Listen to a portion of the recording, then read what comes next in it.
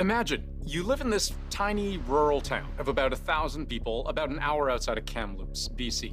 One day, you wake up and there are hundreds of police officers swarming a rural property down your street. That property, you find out, is what police call the biggest, most sophisticated drug lab in Canadian history. Like something out of Breaking Bad. It's just incredible. It's overwhelming. People were just really stunned. The RCMP calls this a super lab, producing an unprecedented amount of illicit drugs. In total, they recovered almost 400 kilos of meth, 54 kilos of fentanyl, that's tens of millions of doses, plus smaller amounts of MDMA and cocaine. And that's just the stuff that was ready, waiting to be shipped out. Investigators say this lab had enough source material on hand to potentially triple that output. These enforcement actions have undoubtedly saved thousands of lives in Canada. It has also served to deny this transnational organized crime group an estimated $485 million in profits.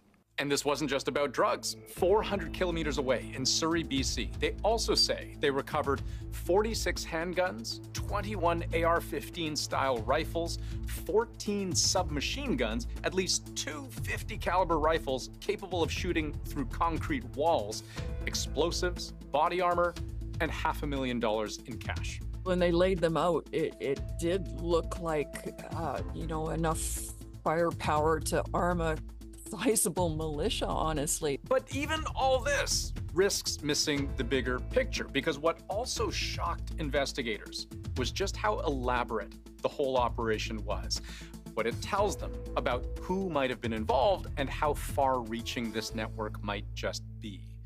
Let's go through it. There was one word the RCMP kept using over and over to describe this lab.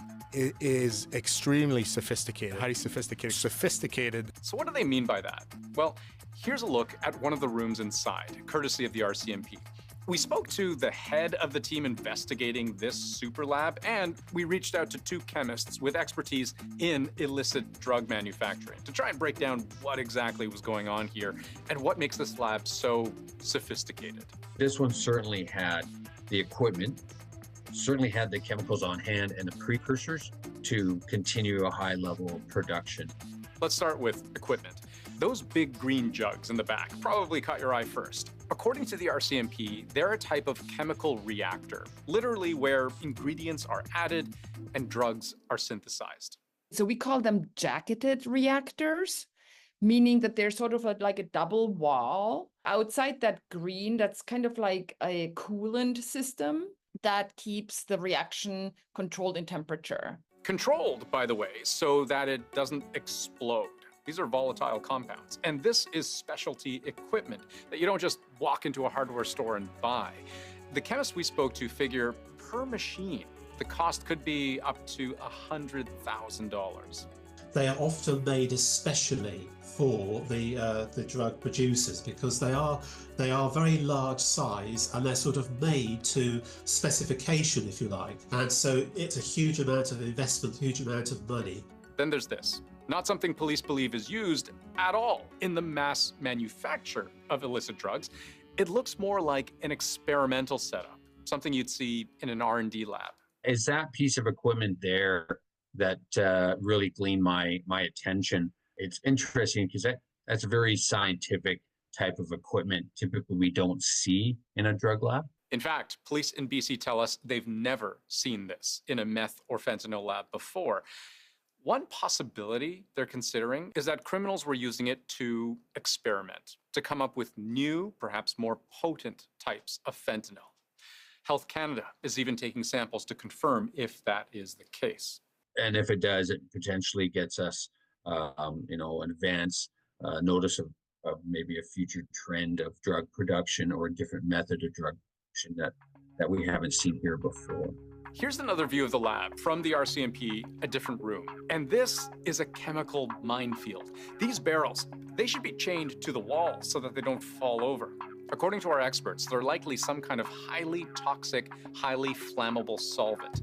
And these white bags, most likely drug-making ingredients so corrosive, you'd get a chemical burn just by touching it.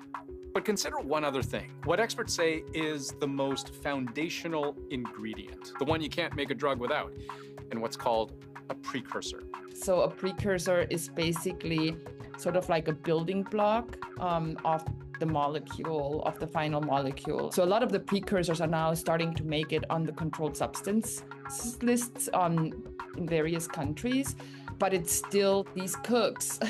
When they want to cook something, they still find a way. The RCMP says they found a significant volume of these precursor chemicals at this lab. About 5,000 liters of liquid precursor and 10 tons of powder, enough to continue to churn out meth and fentanyl for weeks, if not months, without having to restock.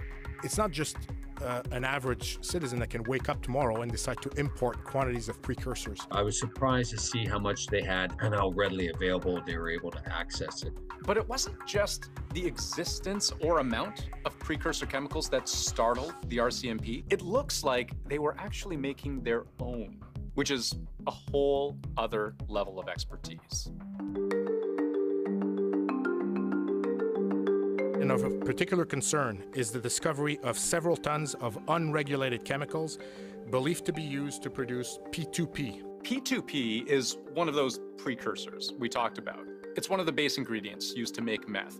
It is a heavily controlled substance, and because of that, it's hard to find. It's also hard to make. So finding evidence that this group was manufacturing P2P from scratch, that's like the RCMP cracking an art heist and finding the Mona Lisa. You do need to have people who have some chemical knowledge, especially when producing large quantities of chemicals. So you might have what's called a chemical engineer who's been working in industry and he knows what it involves. It could be a very well organized situation. As most people know from a TV series or Breaking Bad, that was their method. If you're a Breaking Bad fan, you might remember Walt starts out his meth-making career by using pseudoephedrine as a precursor. That's in sinus medicine.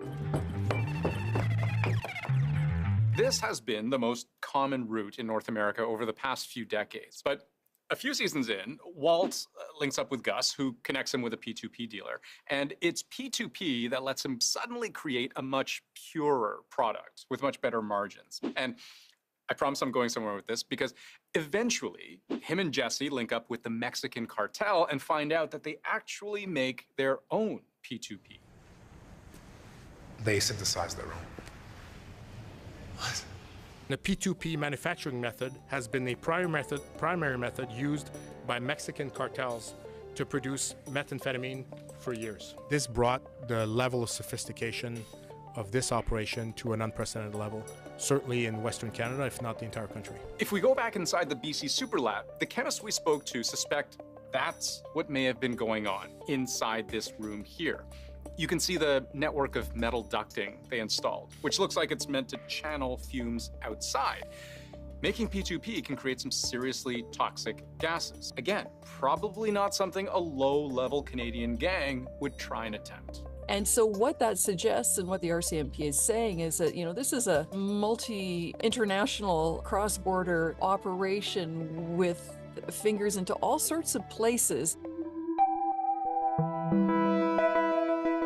So the RCMP brought up that suspected connection to the Mexican cartel. They wouldn't go into much more detail about who else might be involved. So we asked someone who used to run the RCMP's transnational organized crime unit what he thought. I think they've got to have significant contacts in different parts of the world. I'd be looking at the cartel networks, the Chinese networks, the Iranian networks, but whoever it is, looking at the quantity, that's a corporation, that's not gangs. We're hearing more and more people who follow gangs and report on gangs, at least here in BC, that there are these international connections, that the old narrative of these international drug gangs fighting each other it's old. More and more they are cooperating. The RCMP was also clear that these drugs, for the most part, were headed for other countries.